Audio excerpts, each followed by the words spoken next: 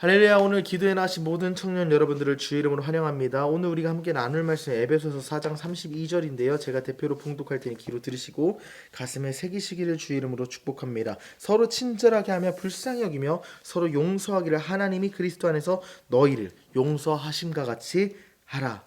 아멘. 우리의 삶은 다른 사람들과의 관계 속에서 이루어집니다. 그러나 관계 속에서 우리는 때로 상처받고 또 아픔을 느끼기도 하지요. 우린 인간관계에서 많은 상처를 받습니다.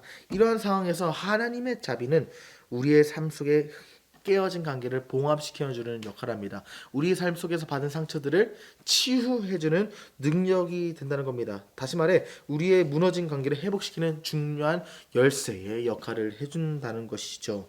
그래서 우리가 첫 번째로 살펴볼 것은 하나님의 용서가 바로 자비의 시작이라는 것입니다. 하나님께서는 그리스도 안에서 우리를 용서하셨어요. 이는 우리가 자격이 있거나 능력이 있거나 지혜가 있거나 조건을 갖춰서가 아니라 하나님의 전적인 자비로 말미암아 우리의 인생이 구속되고 구원받았다는 겁니다. 이 용서, 하나님의 이 무한하신 용서가 우리 인생에 있어서 모든 자비의 출발점이 되어야 한다는 거예요. 나의 도덕성과 나의 감정으로 용서할 수 있죠. 하지만 그 용서에는 분명히 한계가 존재합니다. 어느 그 맥시멈이 넘어가면요, 내가 용서 못할 제약이 있고요, 용서 못할 놈이 있고요, 용서 못할 년이 있죠. 용서 못할 사람들 한계가 있다는 거예요. 어느 정도지 그 정도를 지나치면 용서 못할 사람들이 세상에 너무 많습니다. 그래서 인간적인 노력으로는 이 한계가 많은 이 용서의 한계 속에서 우리가 온전히 용서하고 자비를 베푸는 게 불가능해요. 하나님의 신적인 개입과 능력이 있어야 되는데 그것이 바로 하나님의 용서를 의지하는 것입니다. 그때 우리의 삶에 어떤 변화가 나타납니까? 이 자비를 통해서 용서가 흘러갑니다.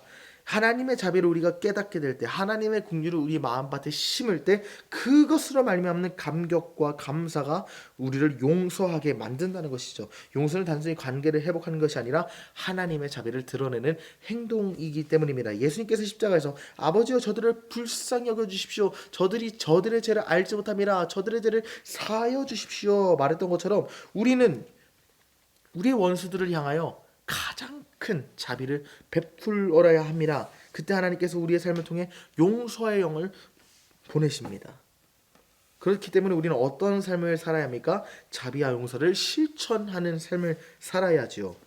우리는 다른 사람에게 용서와 자비를 베풀 때 하나님의 사랑을 나타낼 수 있다는 사실을 기억해야 합니다. 서로 친절히 불쌍히 여기라 하는 이 에베소서의 말씀은 우리 삶의 지침이 되어야 한다는 것이지요. 그렇기 때문에 우리의 삶을 통해서 서로 친절하게 불쌍히 여기라 이 행동을 실천하고 이 말씀을 순종하는 인생을 살아가야 합니다. 결론입니다. 우리는 하나님의 자비를 받은 자이기 때문에 다른 사람에게 용서를 베푸고 그 자비를 실천해야 합니다. 그러나 우리의 능력을 할 수 없기 때문에 하나님의 자비, 즉 십자가를 의지하십시오. 그 십자가에서 흘러나오는 자비와 긍휼이 나를 용서하게 만들고 하나님의 자비를 온 세상에 흘러가게 만들 것입니다. 제가 대표로 기도하겠습니다. 하나님 아버지, 참으로 감사합니다. 우리 삶 속에서 날마다 용서를 흘려보내는 삶, 자비가 흘러 넘치는 삶을 살기 원합니다. 그러나 우리의 인간적인 능력과 의지와 우리의 생각과 지혜와 판단으로는 결코 그렇게 할 수 없음 또한 주님 앞에 겸손한 마음으로 고백합니다. 그렇기 때문에 하나님의 자비가 내 삶에 심겨지게 하시고 이미 심겨진 그 하나님의 자비를 내가 충만히 누리고 느끼고 경험하고 감격하는 인생, 그래서 그 감격을 토대로 남을 사랑하고 자비하고 용서하는 삶 살 수 있도록 주님 인도하여 주시옵소서. 예수님의 이름으로 간절히 기도합니다. 아멘.